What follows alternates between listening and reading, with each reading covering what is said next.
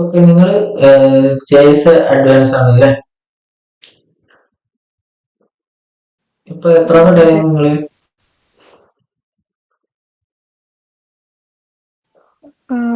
Week 1ന്റെ day 5 വരെയുള്ള topics ഇന്നലെ review ഇട്ടായിരുന്നു. ഡേ 5 വരുന്നുണ്ട്. ആ ഓക്കെ, നമുക്കിപ്പോ സ്റ്റാർട്ട് ചെയ്യുന്നു. ഓക്കെ,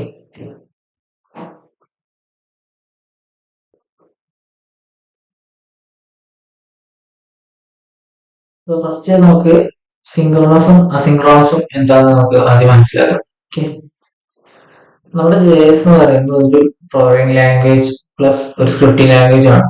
അത് ഉണ്ടാക്കിയെന്ന് വെച്ചാൽ line by line execution procedure use ചെയ്തിട്ടാണ്. സോ ലൈൻ ബൈ ലൈൻ ആയിട്ടാണ് നമ്മുടെ കോഡ് വർക്ക് ചെയ്യുക. ഈ ലൈൻ ബൈ ലൈൻ വർക്ക് ചെയ്യുന്നതിനാണ് നമ്മൾ സിങ്ക്രണസ് എന്ന് പറയുന്നത്. ഓക്കെ, അതായത് എക്സാമ്പിൾ രീതിയിൽ സ്ക്രീൻ ഷെയർ ചെയ്യുന്നത്.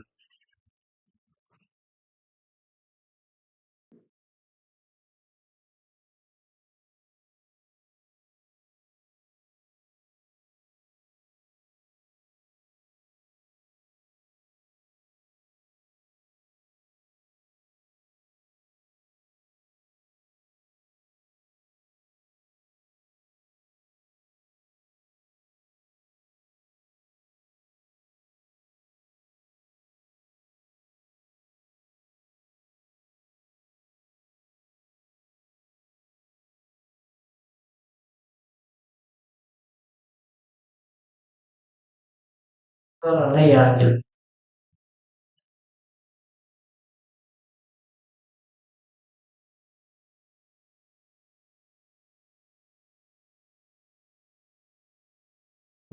ഓൾവേസ് റൺ ആയിട്ടുണ്ട്. ഇത് ലൈൻ ബൈ ലൈൻ ആയിട്ടാണ് റൺ ആകുന്നത്. ഫസ്റ്റ് ഇത് പ്രിന്റ് ചെയ്യും, ഇത് നെക്സ്റ്റ് പ്രിന്റ് ചെയ്യും, എന്നിട്ട് തേർഡ് ഈ ഫൈനലിലുള്ള ഔട്ട്പുട്ട് പ്രിന്റ് ചെയ്യും. ഇപ്പൊ ഞാനിവിടെ ലൂപ്പ് ഇട്ടാൽ ഈ നടുത്തത് ഒഴിവാക്കിയിട്ട് ഇവിടെ ജസ്റ്റ് ലൂപ്പ് യൂസ് ചെയ്താൽ just let I equal to 0 എന്ന് പറഞ്ഞു കൊടുക്കുക. ജസ്റ്റ് ഐ ലെസ് ദാൻ 3 എന്ന് പറഞ്ഞു കൊടുക്കുന്നു. ഐ പ്ലസ് പ്ലസ് ഇവിടെ ഒരു ലൂപ്പ് ഇട്ട് അതിൽ ഞാൻ ഐ ആണ് പ്രിന്റ് ചെയ്യുന്നത്.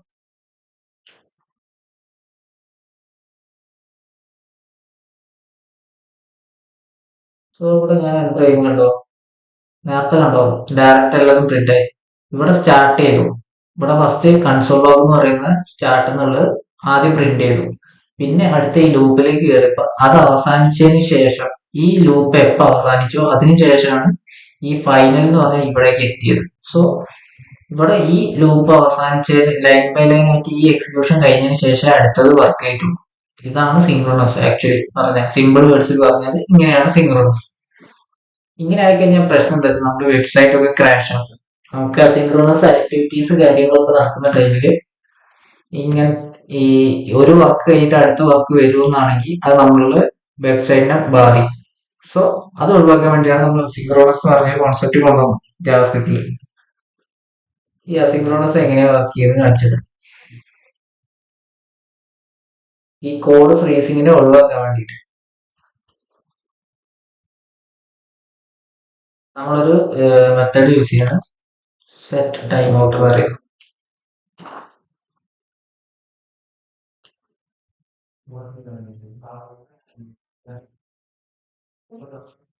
ജാവാസ്ക്രിപ്റ്റിൽ ഇൻബിൽഡ് ആയിട്ട് വരുന്ന മെത്തേഡാണ്. മെത്തേഡ് എന്ന് പറയുന്നത് ഉദ്ദേശിക്കുന്നത് എന്താ വെച്ചാൽ ജാവാസ്ക്രിപ്റ്റിൽ ഇൻബിൽഡ് ആയിട്ട് എഴുതി വെച്ചിരിക്കുന്ന മെത്തേഡ്സ് ആണ്.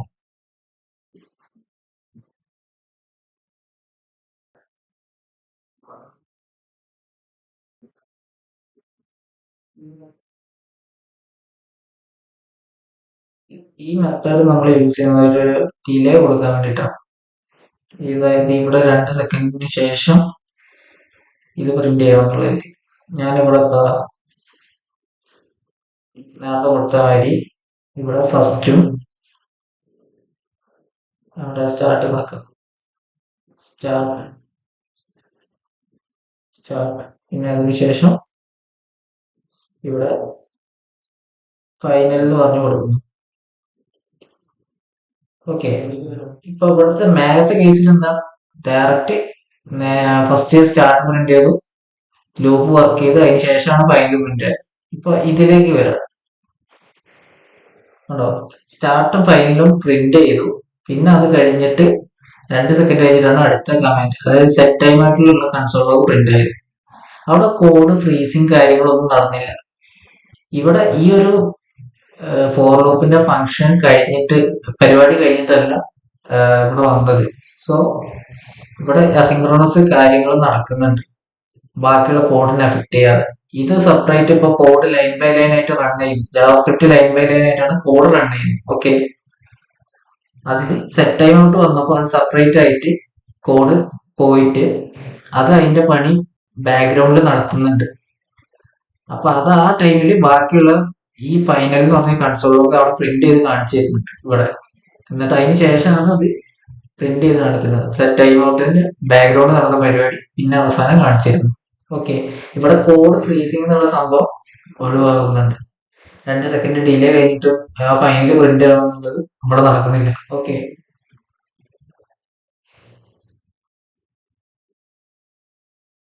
എന്തെങ്കിലും കണ്ടീഷൻ ഉണ്ടോ?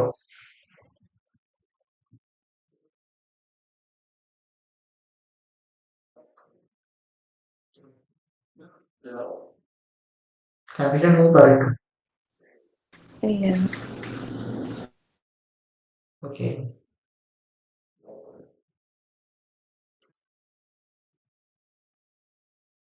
എക്സിക്യൂഷൻ നോട്ടീസിനെ പറ്റി പഠിച്ചോ നിങ്ങൾ? നോക്കിയിരുന്നോ? എന്താ? എക്സിക്യൂഷൻ കോണ്ടെക്സ്റ്റ് ഇല്ല. അറിയില്ല. ഓക്കെ, നമ്മുടെ ജാവാസ്ക്രിപ്റ്റ് റൺ ആവുന്നത് എക്സിക്യൂഷൻ കോണ്ടെക്സ്റ്റ് പറയുന്ന ഒരു ഇതിലാണ്. നമ്മുടെ ജാവാസ്ക്രിപ്റ്റ് ബ്രൗസറിൽ ഒരു കോൾ സ്റ്റാക്ക് എന്ന് പറഞ്ഞ ഒരു കണ്ടെയ്നർ പോലത്തെ ഒരു സംഭവമാണ്. അതിലാണ് ഈ എക്സിക്യൂഷൻ കോണ്ടെക്സ്റ്റ് ഉണ്ടാകുന്നത്. ഓക്കെ, ആ എക്സിക്യൂഷൻ കോണ്ടെക്സ്റ്റിൽ 2 ഫേസ് ആണുള്ളത്. ഒന്ന് മെമ്മറി ഫേസും പിന്നെ ഏതാ,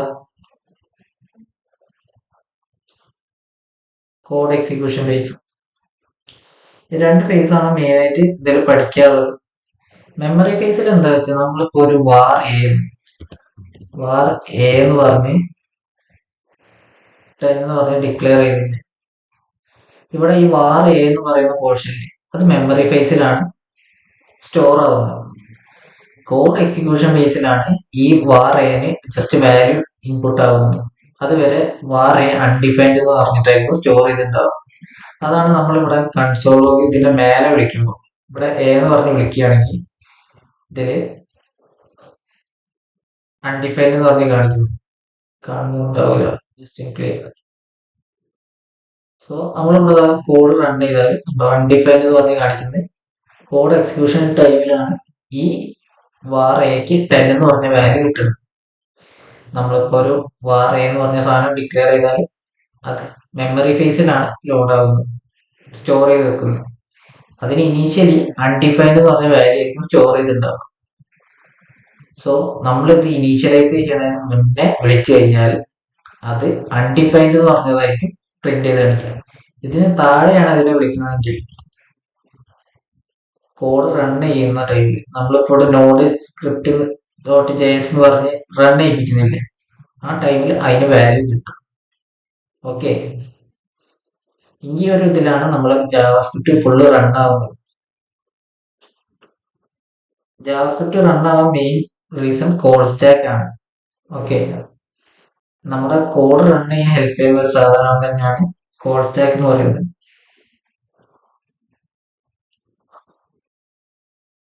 അതിലെന്തെങ്കിലും സംശയം ഉണ്ടോ?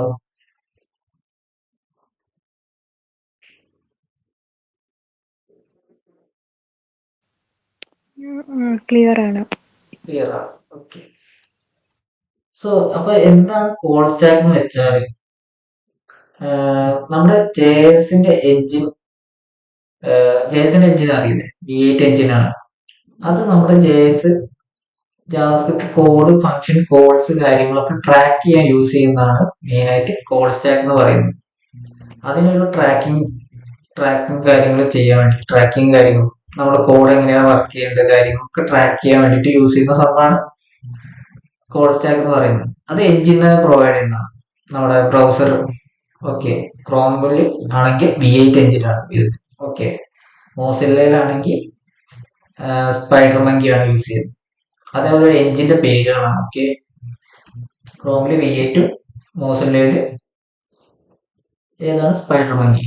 ഓക്കെ, ഇതിൽ ലീഫോ ഓർഡറിലായിരിക്കും നമ്മളെ കോഡ് സ്റ്റാക്കിൽ ഓരോ ഫങ്ഷൻസും കാര്യങ്ങളും നമ്മുടെ ജാവാസ്ക്രിപ്റ്റ് കോഡ് കാര്യങ്ങളൊക്കെ ഉണ്ടാകുന്നത്. ഓക്കെ, നമ്മുടെ കോഡ് സ്റ്റാക്കിൽ ഫസ്റ്റ് ഒരു എക്സിക്യൂഷൻ കോണ്ടെക്സ്റ്റ് ഉണ്ടാവും.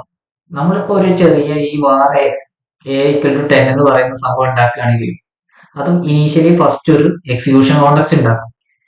നമ്മുടെ കോഡ് സ്റ്റാക്കിൽ ഫസ്റ്റ് ഒരു എക്സിക്യൂഷൻ കോണ്ടെക്സ്റ്റ് ഉണ്ടാക്കുന്നതിനെ നമ്മൾ ഗ്ലോബൽ എക്സിക്യൂഷൻ കോണ്ടെക്സ്റ്റ് എന്ന് പറയും. ഓക്കെ, ഈ എക്സിക്യൂഷൻ കോണ്ടെക്സ്റ്റിനുള്ളിലാണ് ഈ വാർ A=10 എന്ന് പറഞ്ഞു വരുന്നത് സ്റ്റോർ ആകുന്നത്. ഓക്കെ, ഇപ്പൊ നമ്മൾ ഇതിലേക്ക് ഒരു ഫംഗ്ഷൻ എഴുതിയിട്ടുണ്ട്. ഇവിടെ ജസ്റ്റ് ഒരു ഫംഗ്ഷൻ സം എന്ന് പറഞ്ഞ് എഴുതി റിട്ടേൺ A+B എന്ന് പറയുന്ന ഫംഗ്ഷൻ. ഓക്കെ, ഈ ഒരു ഫംഗ്ഷൻ എഴുതിയിട്ടുണ്ടെങ്കിൽ ആ ഗ്ലോബൽ എക്സിക്യൂഷൻ, അതായത് കോഡ് സ്റ്റാക്കിൽ ആദ്യം ഉണ്ടാകുന്ന എക്സിക്യൂഷൻ കോണ്ടെക്സ്റ്റിൽ ഇത് അതേ കോഡ് അതിൻ്റെ ഉള്ളിൽ സ്റ്റോർ ചെയ്ത് വെച്ചിട്ടുണ്ടാവും. മെമ്മറി ഫേസിന്റെ ഉള്ളിൽ കോഡ് എക്സിക്യൂഷൻ ഫേസിൽ രണ്ട് ഇതുണ്ട്, മെമ്മറി ഫേസും കോഡ് എക്സിക്യൂഷൻ ഫേസും. മെമ്മറി ഫേസിൽ ഇപ്പൊ വാർ A=10 എന്നാണെങ്കിൽ അത് വാർ A എന്നുള്ളത് അവിടെ അൺഡിഫൈൻഡ് ആയിട്ട് ഇനീഷ്യലി സ്റ്റോർ ചെയ്ത് വെച്ചിട്ടുണ്ടാവും. ഓക്കെ, അപ്പോൾ ഇതിപ്പോ ഫംഗ്ഷൻ ആണെങ്കിൽ ഇനീഷ്യലി ആ ഫംഗ്ഷന്റെ ഫുൾ കോഡ് അതിൽ സ്റ്റോർ ചെയ്തിട്ടുണ്ടാവും. അപ്പൊ നമ്മൾ എപ്പോഴാണ് ഒരു ഫംഗ്ഷനെ വിളിക്കുന്നത്, ഇപ്പോൾ സം എന്ന് പറഞ്ഞിട്ട് എപ്പോഴാണോ വിളിക്കുന്നത് അത് സെപ്പറേറ്റ് ഒരു എക്സിക്യൂഷൻ കോണ്ടെക്സ്റ്റ് ഉണ്ടാക്കും. ഓക്കെ, അതിന്റെ മേലെ ഇത് നമ്മൾ കോഡ് സ്റ്റാക്കിൽ സ്റ്റാക്ക് ആയിട്ടായിരിക്കും ഓർഡർ ഫംഗ്ഷൻ കോൾ ചെയ്യുമ്പോൾ ഉണ്ടാവുക. ഓക്കെ, അത് പറഞ്ഞ് മനസ്സിലായോ?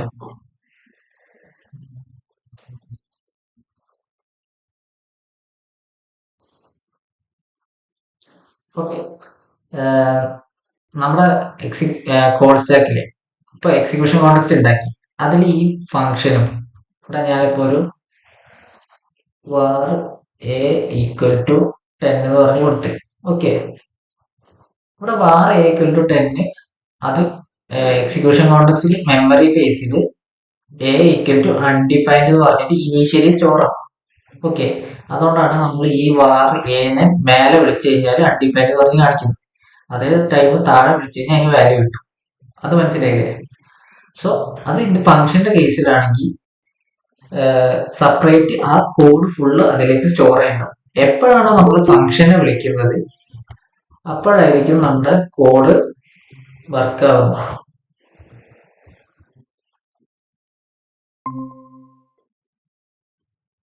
സോ നമ്മൾ ഫംഗ്ഷനെ വിളിക്കുമ്പോൾ അത് സെപ്പറേറ്റ് ഒരു എക്സിക്യൂഷൻ കോണ്ടെക്സ്റ്റ് ഉണ്ടാകും. അതിന്റെ മേലെയായിട്ട് ഗ്ലോബൽ എക്സിക്യൂഷൻ കോണ്ടെക്സ്റ്റ് ഫസ്റ്റ് ഉണ്ടാക്കുന്നത്, അതിന്റെ മേലെ അതിന് ഫംഗ്ഷൻ എക്സിക്യൂഷൻ കോണ്ടെക്സ്റ്റ് സെപ്പറേറ്റ് മേലെ ഉണ്ടാകും. അതൊരു സ്റ്റാക്ക് രീതിയിൽ ഓർഡർ ആയിട്ടുണ്ടായിരിക്കും. ഓക്കെ, എപ്പോഴാണോ ആ ഫംഗ്ഷന്റെ വർക്കിംഗ് അവസാനിക്കുന്നത് അത് അപ്പൊ തന്നെ ഡിലീറ്റ് ആയിട്ട് തിരിച്ച് ഗ്ലോബൽ എക്സിക്യൂഷൻ കോണ്ടെക്സ്റ്റിൽ വരും. പിന്നെ ഗ്ലോബൽ എക്സിക്യൂഷൻ കോണ്ടെക്സ്റ്റിൽ കോഡ് റൺ ചെയ്ത് കഴിഞ്ഞിട്ടുണ്ടെങ്കിൽ ഫുൾ എംപ്റ്റി ആവും. കോഡ് സ്റ്റാക്ക് എപ്പോഴും എംപ്റ്റി ആയിട്ടാണ് ഉണ്ടാവുക. സോ അത് എംപ്റ്റി ആക്കാൻ വേണ്ടി ഹെൽപ്പ് ചെയ്യുന്നത് ഗാർബേജ് കളക്ടർ എന്ന് പറയുന്ന ഒരു ബ്രൗസറിന്റെ ഒരു ആളാണ്. ഓക്കെ, ആ ആളുടെ ഹെൽപ്പോട് കൂടിയാണ് ഇത് ഡിലീറ്റ് ആയി പോകുന്നത്.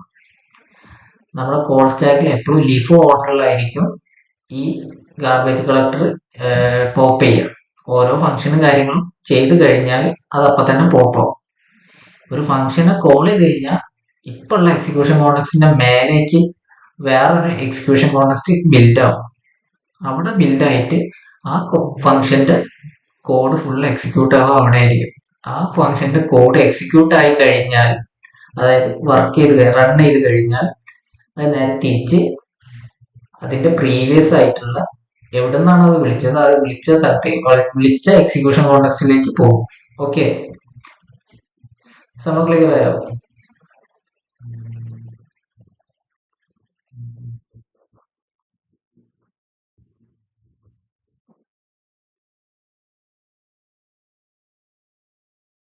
ഹലോ,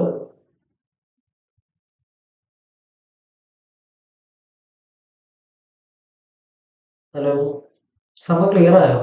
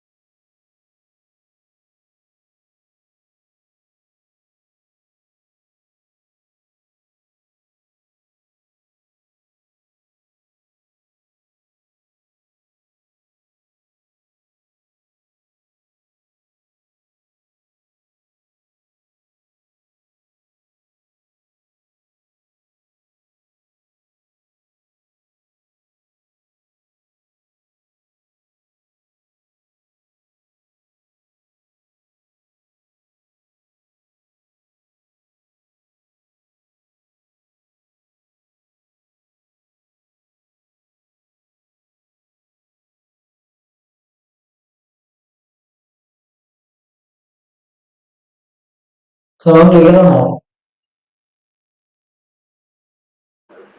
ഉം. ഇപ്പൊ ഞാൻ നമ്മളത് വിളിക്കുന്നുണ്ടോ? ഇവിടെ ഗ്ലോബൽ എന്ന് പറഞ്ഞ സ്ഥലത്താണ് നമ്മളെ സ്റ്റോർ കിടക്കുന്നത്. ഇവിടെ കാണാൻ കഴിയും, കണ്ടോ? അൺഡിഫൈൻഡ് എന്ന് പറഞ്ഞിട്ട് ഇനീഷ്യലി മെമ്മറി ഫേസിൽ ഇതിപ്പോ ഞാൻ പോസ് ചെയ്തതാണ്, മീൻസ് റൺ ആവുന്നത് നിർത്തിയതാണ് സംഭവം, ബ്രൗസർ വർക്ക് ചെയ്യുന്നത്. സോ വർക്ക് ചെയ്യാത്ത ടൈമിൽ എന്റെ വാല്യൂ ഉണ്ടോ അൺഡിഫൈൻഡ് എന്ന് പറഞ്ഞ് സ്റ്റോർ ചെയ്യുന്നത്, ഇതാണ് മെമ്മറി ഫേസ്. അപ്പൊ അവിടെ കണ്ടോ ബ്രൗസർ കറങ്ങിക്കൊണ്ടിരിക്കുക, പോസ് ചെയ്ത് ഞാൻ ലോഡായില്ല, മര്യാദയ്ക്ക് റൺ ചെയ്യുന്നില്ല, അവിടെ സ്റ്റോപ്പായി കിടക്കുന്നു, സ്റ്റോപ്പ് ലോഡിങ് ദിസ് പേജ്.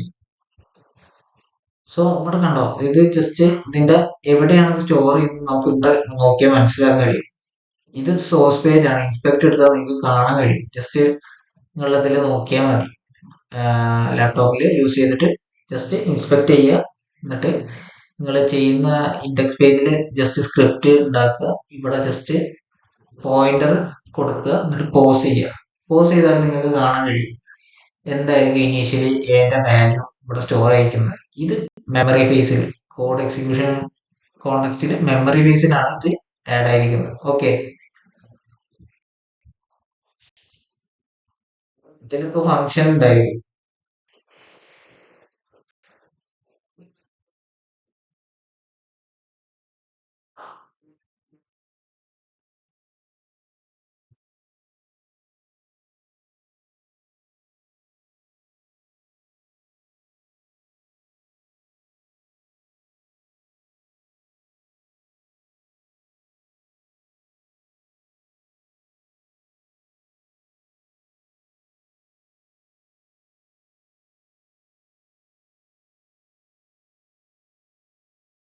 ഇതിന്റെ ഉള്ളിലും ഫംഗ്ഷൻ ആഡ് ആകുന്നുണ്ട് കേട്ടോ. അത് ജസ്റ്റ് നിങ്ങളെ നോക്കി കാണാൻ കഴിയും. നിങ്ങൾ റിസർച്ച് ലേണിംഗ് യൂസ് ചെയ്തിട്ട് ചെയ്യാതെ അതെവിടെ വരിക നോക്കുക. ഓക്കെ, ഇപ്പൊ ഇങ്ങനെയാണ് സംഭവം വർക്ക് ആവുന്നത്. നമ്മൾ ബ്രൗസർ പോസ് ചെയ്ത് കഴിഞ്ഞാൽ നിങ്ങൾക്ക് ആ ആൻഡ് വാല്യൂ അൺഡിഫൈൻഡ് ആയിട്ട് സ്റ്റോർ ചെയ്തിട്ടുണ്ട്, ലൈവ് ആയിട്ട് കാണാൻ കഴിയും. ഓക്കെ, അതുകൊണ്ടാണ് നമ്മളിവിടെ അൺഡിഫൈൻഡ് ആദ്യം വിളിച്ചു കഴിഞ്ഞാൽ പ്രിന്റ് ആകുന്നത്. ഇതാണ് അതിന്റെ ബാക്കിയുള്ള റീസൺ. ഓക്കെ, കോൾ സ്റ്റാക്കിലാണ് ഈ സംഭവങ്ങളൊക്കെ വരുന്നത്. അത് കണ്ടില്ലേ, അത് പോസ് ചെയ്ത് വെച്ചത് അതിന്റെ ഉള്ളിലാണ്, ഗ്ലോബൽ എന്ന് പറഞ്ഞ സ്ഥലത്ത് ആ കോൾ സ്റ്റാക്കിന്റെ ഉള്ളിലാണ് സംഭവം ഉണ്ടായത്. ഓക്കെ, പിന്നെ ടെമ്പറൽ ഡെഡ് സോൺ എന്ന് പറയും അടുത്ത ടോപ്പിക്. ഇപ്പൊ ലെറ്റിന്റെയും കോൺസ്റ്റിന്റെയും കേസിലാണ് അത് വരിക മെയിൻ ആയിട്ട്. എന്താന്ന് വെച്ചാൽ നമ്മൾ ലെറ്റ് എ ഈക്വൽ ടു 10 എന്ന് പറഞ്ഞു കൊടുത്ത്, അപ്പൊ ഇതിന്റെ മേലെ നമ്മൾ അതിനെ വിളിച്ചു കഴിഞ്ഞാൽ അത് എറർ ആയിരിക്കും പോപ്പപ്പ് ചെയ്ത് കാണിച്ചിട്ട്. അത് ഈ റീസൺ കാരണമാണ്. അതാണ് ഈ ടെമ്പറൽ ഡെഡ് സോൺ എന്ന് പറയുന്നത്. ഓക്കെ, നമ്മൾ ഇപ്പോ വേരിയബിൾ ഡിക്ലെയർ ചെയ്തു, ലെറ്റ് അല്ലെങ്കിൽ കോൺസ്റ്റ് വേരിയബിൾ ഡിക്ലെയർ ചെയ്തു. അത് അതിന്റെ മുന്നേ ഇനീഷ്യലൈസേഷന്റെ മുന്നേ നമ്മൾ കോഡ് വിളിച്ചു കഴിഞ്ഞാൽ അത് എറർ പോപ്പപ്പ് ചെയ്ത് കാണിച്ചു. അതിനെ പറയുന്നതാണ് ജസ്റ്റ് ടെമ്പറൽ ഡെഡ് സോൺ. ഈ ടൈം പീരീഡിൽ, അതായത് ഈ ഒരു ഗ്യാപ്പില്ലേ, ഇത് തമ്മിലുള്ള ഈ ഗ്യാപ്പിനെ പറയുന്നതാണ് ടെമ്പറൽ ഡെഡ് സോൺ. അതിന്റെ ഇടയിൽ വിളിച്ചു കഴിഞ്ഞാൽ അത് കിട്ടില്ല. ഓക്കെ, ഇതിന് താഴെ വിളിച്ചാൽ മാത്രമേ അത് വർക്ക് ആവും. താഴെ പോയി വിളിച്ചാൽ അത് ആ എഫക്റ്റ് പോകും, ഡയറക്റ്റ് വർക്ക് ആവും. ഓക്കെ, ഇത്രയേ ഉള്ളൂ ടെമ്പറൽ ഡെഡ് സോൺ. വേറെ ഒന്നും പറയാൻ മാത്രമില്ല. സിമ്പിൾ ടോപ്പിക്കും കാര്യങ്ങളൊക്കെയാണ്. പിന്നെ എക്സെപ്ഷണൽ ഹാൻഡ്ലിംഗ്.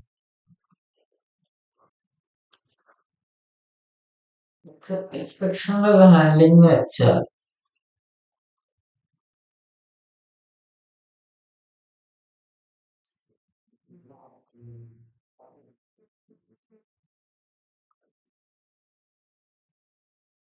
അതിനൊരു പ്രോപ്പർ സിൻടാക്സും കാര്യങ്ങളും ഉണ്ട്. ഇത് മെയിൻലി യൂസ് ചെയ്യുന്നത് എറർ ഹാൻഡ്ലിംഗ് പ്രോപ്പറായിട്ട് ചെയ്യാൻ വേണ്ടിയിട്ടാണ്.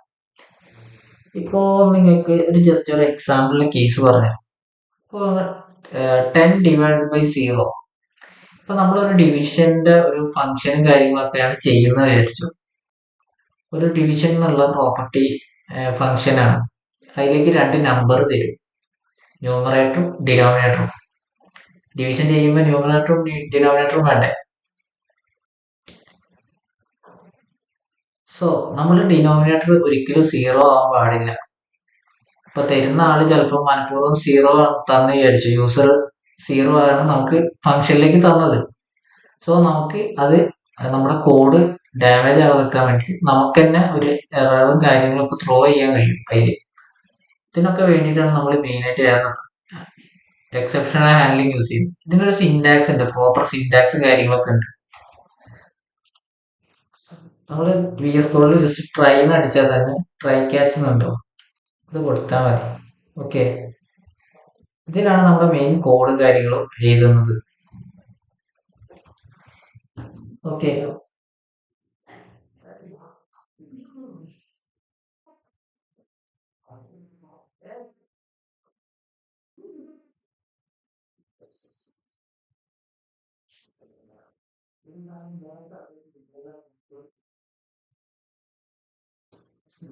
ഞാൻ ആ ഡിവിഷന്റെ എക്സാമ്പിൾ തന്നെ കാണിച്ചു തരാം.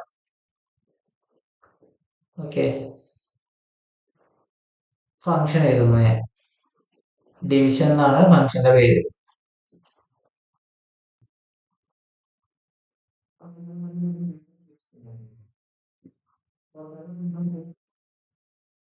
ഓക്കെ, ഇതിപ്പോ ഒരു ഫംഗ്ഷൻ ആണ്.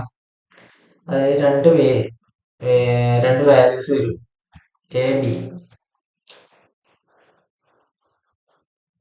A, B. ഓക്കെ, ഇതിൽ ട്രൈ ക്യാച്ച് കൊടുക്കുന്നു ഞാൻ. ഫസ്റ്റിൽ എന്താ ഉണ്ടാവുക,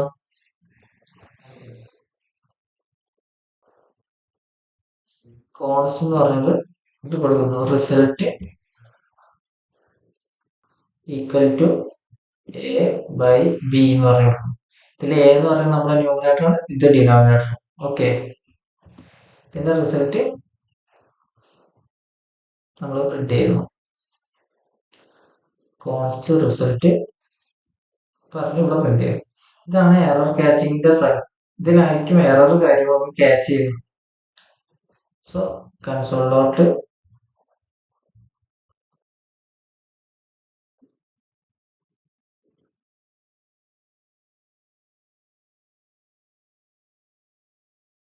എന്താണ് എറർ വേണ്ടത്, ആ മേലത്തെ എറർ ജസ്റ്റ് ഇവിടെ കൊടുത്താൽ മതി.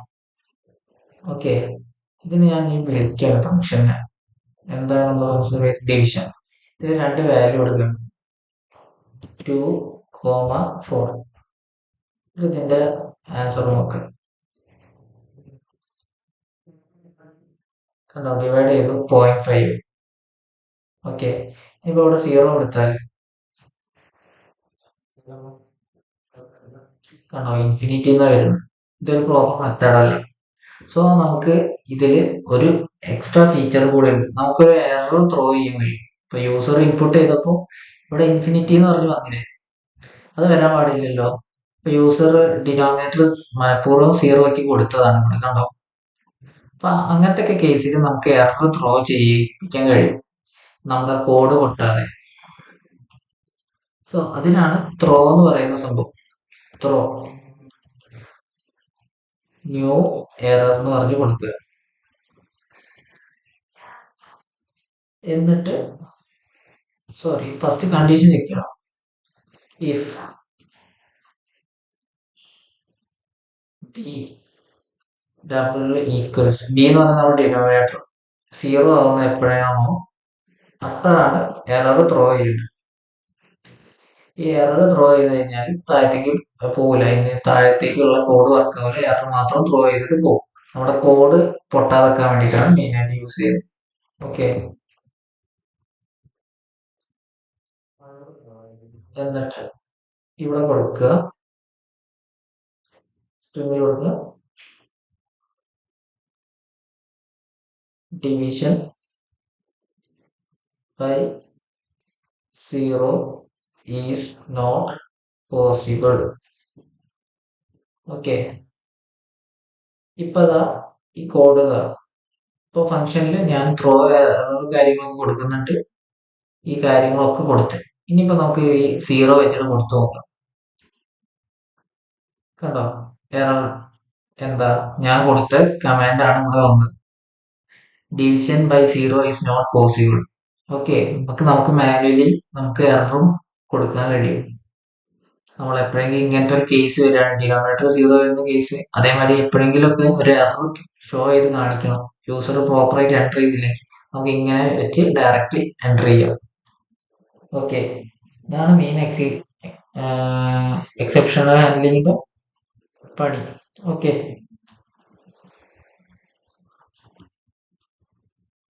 നമ്മുടെ കോഡ് ക്രാഷ് ആവുന്ന പ്രിവെന്റ് ചെയ്യാനാണ് മെയിൻ ആയിട്ട് ഇത് യൂസ് ചെയ്യുന്നത്. Okay, exceptional handling. മറ്റേത് നേരത്തെ ഇതാക്കിയപ്പോൾ ഇൻഫിനിറ്റി എന്നാണ് പ്രിന്റ് ചെയ്യുന്നത്. ഇപ്പൊ കണ്ടോ നമുക്ക് എറർ എന്താന്ന് പ്രോപ്പറായിട്ട് ക്രാഷ് എറർ കിട്ടുന്നുണ്ട്. മറ്റേത് ഇൻഫിനിറ്റി എന്ന് കാണിക്കും. ഓക്കെ, ഇതിൽ അവസാനം വേറെ ഒന്നും കൂടി ഉണ്ട്, ഫൈനലിൽ. ഫൈനൽ വെച്ചാൽ അത് ഒന്നും മാറ്റർ ആക്കൂല, അത് ജസ്റ്റ് അത് എപ്പോഴും റൺ ആവുന്ന ഒരു സംഭവമാണ്. വെറുതെ ജസ്റ്റ് കൊടുത്തു കഴിഞ്ഞാൽ നമുക്ക് കോഡ് എക്സിക്യൂഷൻ കംപ്ലീറ്റഡ്.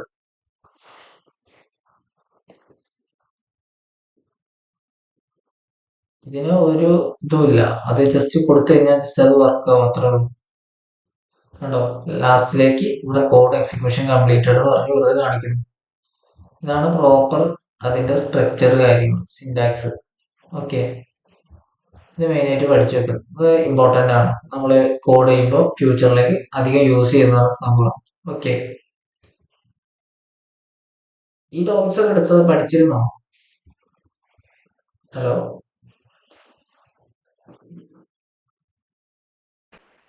ഇല്ല, നോക്കിയില്ല. ഓക്കെ, അതില് കൺഫ്യൂഷൻ എന്തെങ്കിലും ഉണ്ടോ?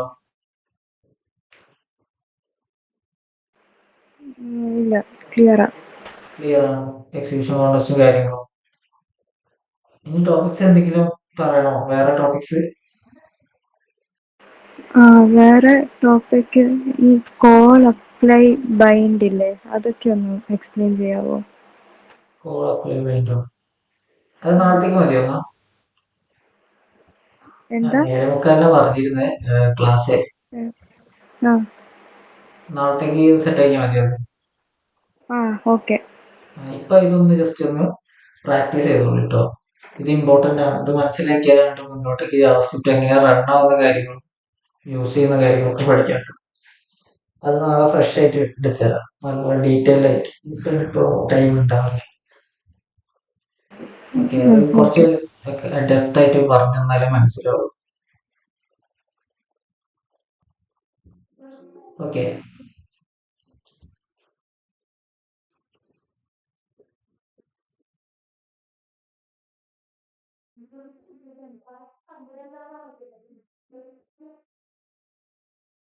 എന്നാ ഓക്കെ.